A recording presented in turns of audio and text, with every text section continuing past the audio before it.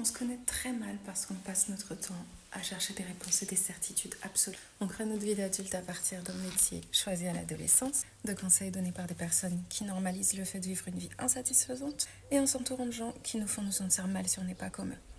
Puis on se sent comme un échec quand cette vie nous déplaît. Et en tant que femme dans la trentaine qui a fait un burn-out émotionnel parce que, comme disent les mecs de 21 Pilots, je me souciais de ce que les gens pensaient, je pense plus du tout aujourd'hui que le problème soit d'écouter les avis. Après tout, ils peuvent être franchement utiles. Le problème pour moi, c'est qu'on est formaté pour toujours chercher des réponses, se poser les mêmes questions en boucle alors qu'elles ne nous ont jamais aidés, et vivre l'inconnu comme une menace.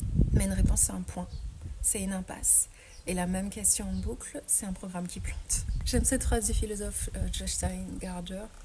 Une réponse, c'est forcément le chemin qu'on a déjà parcouru. Seules les questions peuvent montrer le chemin qu'il reste à faire. Et d'après le neurologue Boris Cyrulnik, l'aventure humaine, c'est de se poser des questions, d'explorer et de chercher. Alors comment on a réussi à tuer la curiosité et nous faire vivre la remise en question et la découverte de soi comme un danger ?